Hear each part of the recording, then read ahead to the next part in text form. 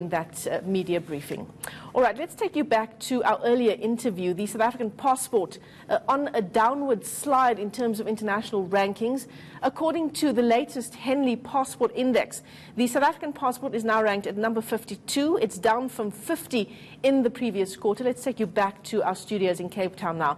That's where Gary Eisenberg is standing by. He's an immigration lawyer. Gary, thanks very much. We do appreciate your patience in sitting by as we took that media briefing by the ANC's Deputy Secretary General. But when we ended our interview, you were talking about the fact that the South African passport is in fact not a very valuable passport when it comes to travelers.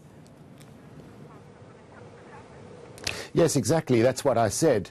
It's dropped about 18 places, 17 places in the last 10 years. It seems that today our media is beset with focusing on state capture and corruption amongst its ranks, the ranks of government. And this is exactly what our passport represents. It represents the integrity of the sovereign.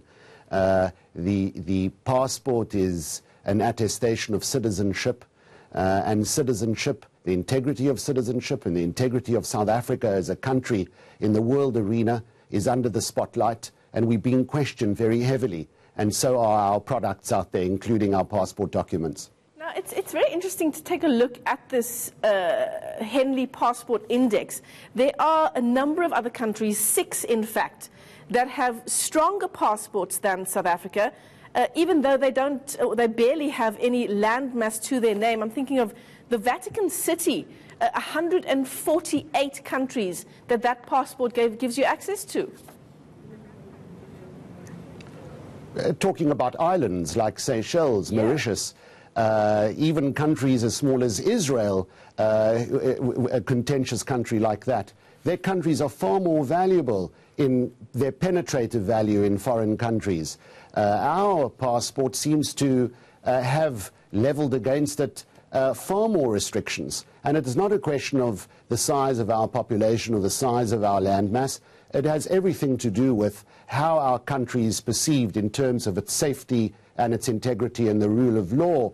The rule of law as it impacts the security of the passport document. Ours ranks quite low. So, Gary, why is it in our best interests to try and change this? And how would we go about changing it? I think South Africa, if you look at the pattern, not since last year, dropping 2 places, but in the last 10 years, dropping about 17 or 18 places, that pattern of decline is seriously worrying. And it tallies with the general decline in our place in the world, in world structures, multilateral structures like the UN, for example.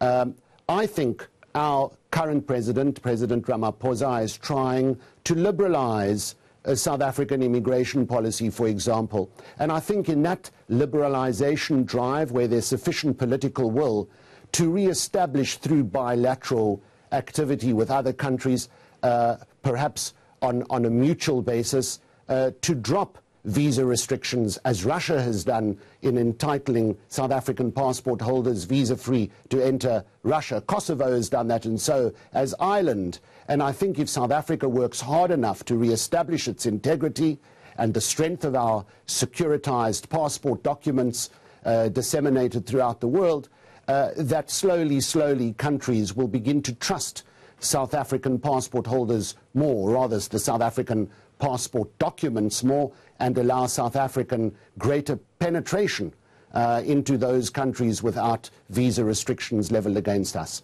And I think it's just a process, and I think President Ramaphosa recognizes this. Yeah, absolutely. Well, thanks very much once again, Gary Eisenberg, for your patience as we had to momentarily step out of that interview. He is an immigration lawyer joining us from our studios in Cape Town as we